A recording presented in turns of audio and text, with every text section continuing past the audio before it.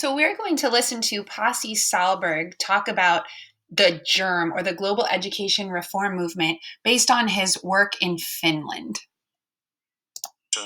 And practitioners as well. So this openness to learn has been one key. The second thing is that we have never wanted to be number one.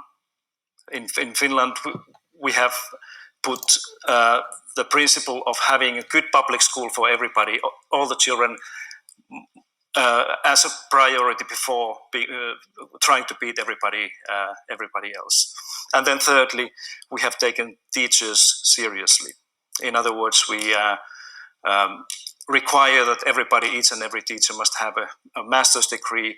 We respect them, we give them autonomy in the school, and pay them well. So these are some of these things. Next, we're going to listen to the 3 things that happen as a result of being infected by a germ. So after he gave us the 3 reasons why Finland's education system is at the top, these are the 3 things that happen as a result of this infection. All right, good. Now, 3 of the things that can happen when we reform our education systems, and exactly the same thing happens. 3 of the symptoms that we can identify in the germ just because of this thing that you got it wrong. First of all is competition, that we have a idea that we can improve education systems by insisting that schools and teachers compete against one another, right? People believe that we can run school systems and individual schools by this idea of competition. Yeah, in a way, our schools, when they are competing, they are in a situation where 2 friends were when they went to a forest for hike. They came to an area where there was a sign warning them about wild bears. The other guy took his hiking boots off and put the running shoes on. And the fellow said that, but you cannot run faster than a bear.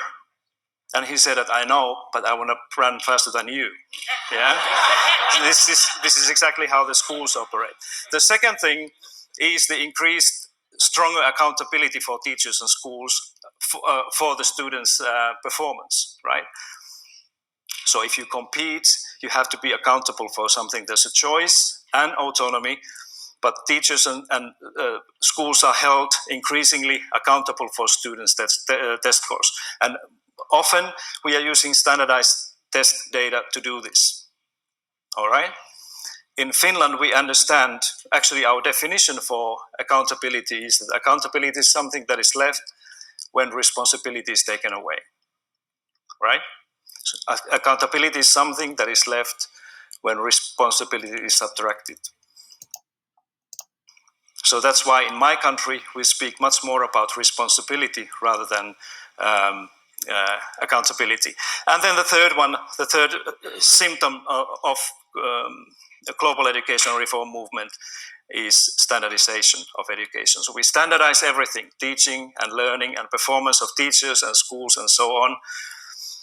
And that's why we end up in a narrowing curriculum and focusing on preparing teachers and people for the tests.